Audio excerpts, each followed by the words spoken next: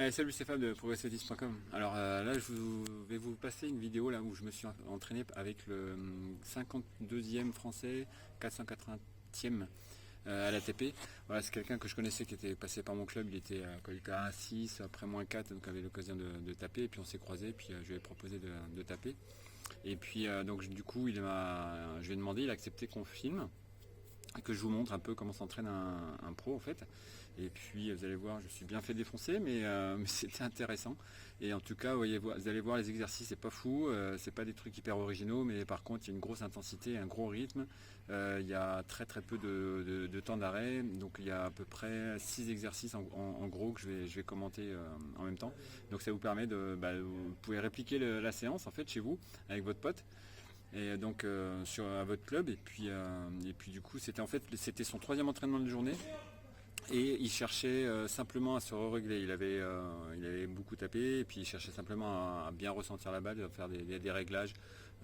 Voilà, tout simplement, histoire de terminer la journée. C'était entre 19 et 20. Et donc maintenant, c'est place au jeu et ça va être ensuite à vous de faire la même chose. Allez, ciao.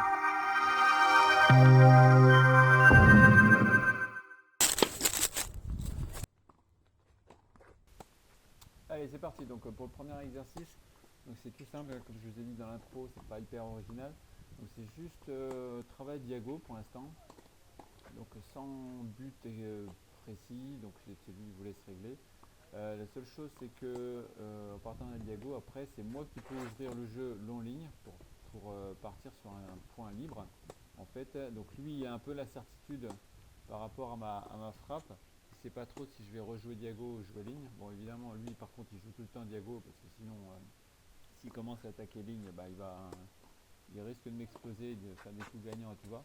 Donc c'était moi qui pouvais ouvrir le jeu. Voilà, vous pouvez faire avec votre partenaire également. Il n'y en a qu'un seul qui peut ouvrir le jeu, le ou subit entre guillemets. Il reste dans la diagonale et ensuite va défendre si l'attaque est ligne. Et ensuite vous pouvez faire la même chose où cette fois-ci c'est les deux joueurs qui peuvent ouvrir le jeu le long de la ligne pour donner de l'incertitude pour les deux joueurs en fait. Parce qu'on ne sait pas si votre partenaire va rejouer croisé ou alors jouer de long ligne pour accélérer un petit peu.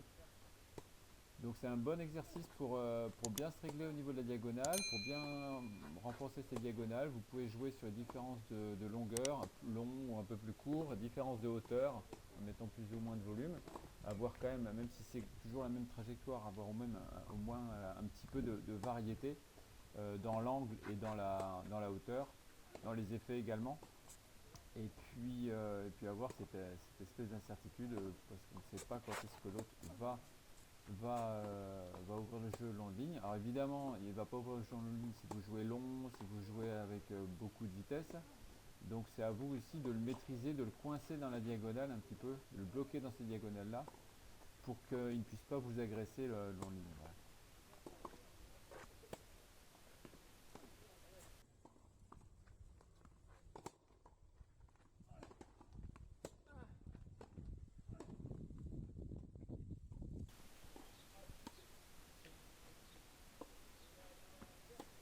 Alors maintenant, alors évidemment, il y avait le même travail côté revers. Hein. Je ne vous ai pas tout filmé non plus, ça va être une vidéo un peu longue. Donc il y avait le même travail côté revers, diagonale de revers, avec ouverture long ligne. Là cette fois-ci on part dans l'axe, enfin dans l'axe mais sur le long d'un couloir. Donc lui, voilà, on l'a changé aussi pour que vous soyez comme si vous étiez juste derrière lui. Donc lui il est en coup droit, moi en revers, et donc il n'y a que moi qui peux ouvrir, pareil pour que ce soit lui qui a l'incertitude, parce que sinon il pourrait m'exploser avec son coup droit croisé. Donc déjà la difficulté c'était de tenir l'échange. Il y a un coup droit qui est assez lourd, et des frappes qui sont vraiment intenses.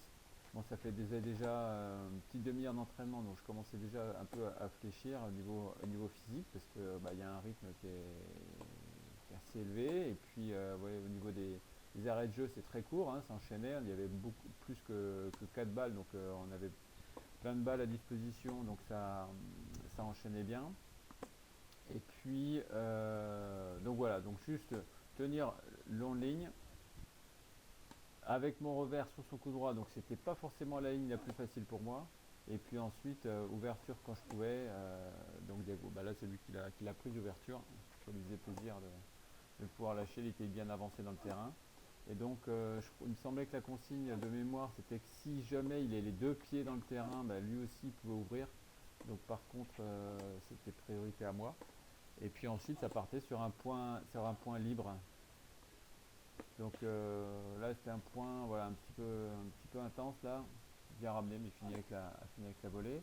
Donc vous pouvez voir qu'au niveau du rythme, sa préparation elle est totalement terminée quand la balle rebondit. Donc il y a une énorme précocité au niveau de la préparation, peut-être à part pour ce dernier ici. Mais c'est un enseignement à tirer en tout cas, et avec un bon engagement dans chaque frappe. Vous voyez qu'il transpire bien, il était pourtant 19h le soir. Vous pouvez remarquer que ces frappes sont toujours très très régulières au niveau de la hauteur de frappe, de passage par rapport au filet. Donc une énorme régularité, donc ça veut dire une bonne maîtrise de la hauteur de frappe en fait.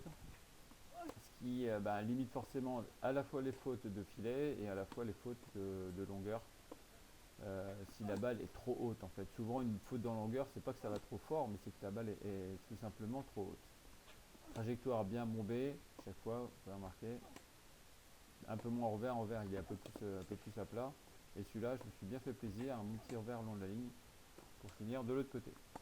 Ensuite, la même chose côté revers pour lui, côté coup droit pour moi, donc c'était quand même un petit peu plus facile. Voilà, alors sur son revers, il est un petit peu moins précis, un peu moins régulier. Et donc le principe c'était pareil, jouer parallèle au couloir et après je peux ouvrir. Bon, là il était dehors, c'est pour ça qu'il a joué Diego.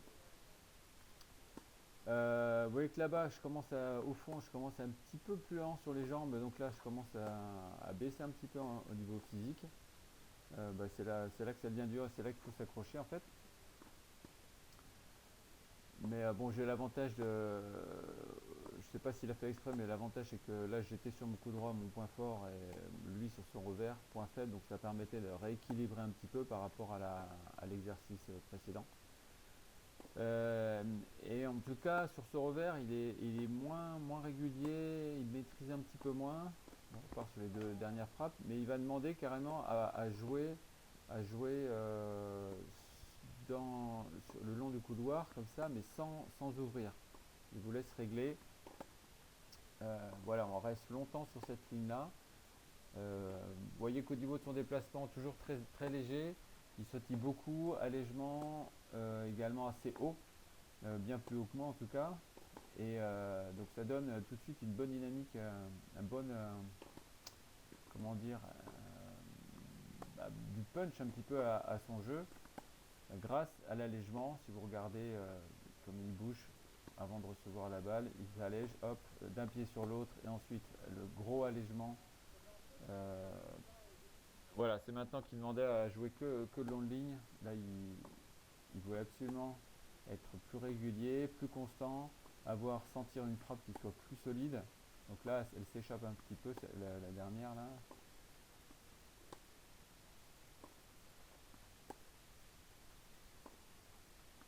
Hop, vous voyez comment il rentre bien dans la balle grâce avec son épaule droite.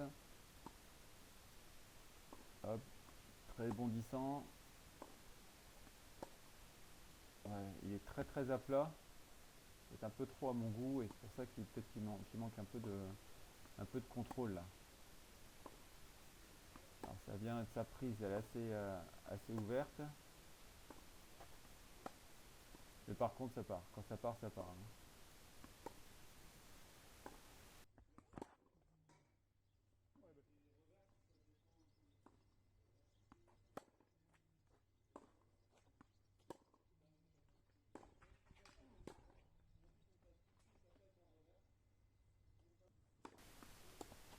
Ensuite, exercice service retour. En fait, on avait déjà fait une série sur la diagonale des égalités. Là, on est dans la diagonale des avantages.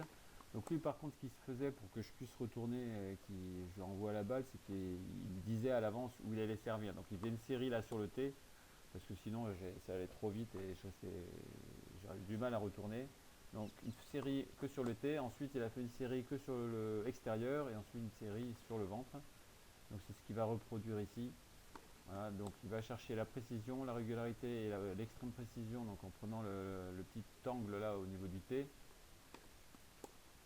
pour, pour se régler. C'est important parce que le service et le retour, c'est quand même systématiquement les premiers coups qu'on fait au démarrage d'un point.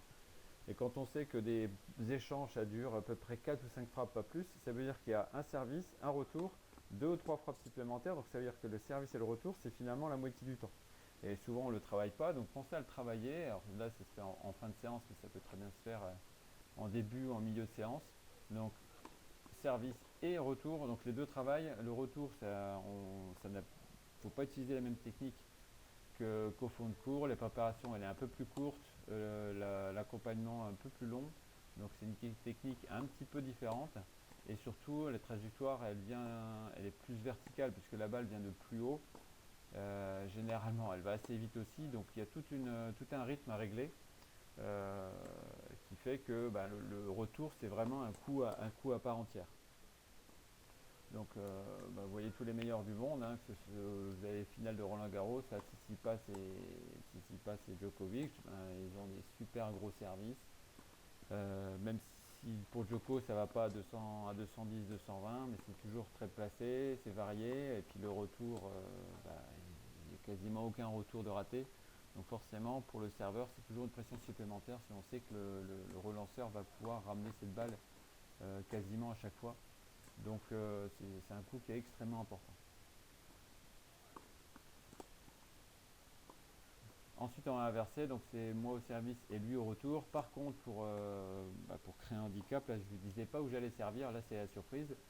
Lui il travaille un petit peu son temps de réaction. Et donc là je ne visais pas particulièrement sur une cible donnée. Et c'était à lui vraiment de s'adapter à chaque situation et puis de réagir le plus vite possible. Remarquez l'allègement à chaque fois que je tape. Hop, allègement. Et ensuite, il essaie de rester bien équilibré sur ses jambes et toujours garder la balle devant. Et vous remarquez aussi que sa préparation est assez raccourcie parce qu'on a quand même moins de temps. Et donc, il va essayer de gagner un maximum de temps dans son geste en ayant une préparation qui va être évidemment raccourcie. Et essayer de garder un maximum d'équilibre pour garder un maximum de précision. On va partir un petit peu dans tous les sens. Là au niveau de sa cible, vous voyez qu'il retourne au milieu, il ne cherche pas spécialement à viser sur les côtés, il cherche la régularité pour avoir une certaine confiance, se dire qu'il est capable de retourner de manière aisée centre du terrain, donc sans donner le point à l'adversaire. Et puis, puisque là il était venu pour se régler tout simplement. Et pas forcément prendre des risques à retourner près des lignes et puis finalement perdre confiance. Il cherchait simplement à bien regarder la balle, avoir une technique bien propre et avoir surtout de la régularité dans son retour.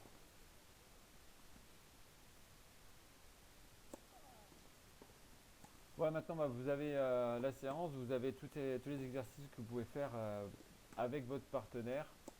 D'accord, donc diagonale coup droit, diagonale revers, longue ligne d'un côté, longue ligne de l'autre côté. Ensuite, c'est une séance où il n'y a pas eu de volley par exemple. C'est une séance d'1 heure, juste fond de cours et également service retour. Pensez au service retour, c'est très important. Donc n'hésitez pas aussi à vous abonner à ma newsletter. Vous pouvez avoir en cadeau 70 fonds d'écran, spécial tennis et plus de 50 fiches pratiques concernant le tennis également. Donc vous avez largement de quoi trouver votre bonheur. Donc je mets le lien juste en dessous dans la description. Si tu veux accélérer ta progression et casser tes limites, n'hésite pas à me contacter. J'ai 40 ans de tennis derrière moi avec environ 1200 matchs joués et une expérience de 25 ans d'enseignement. Donc j'ai tous les outils pour t'aider à devenir un joueur accompli.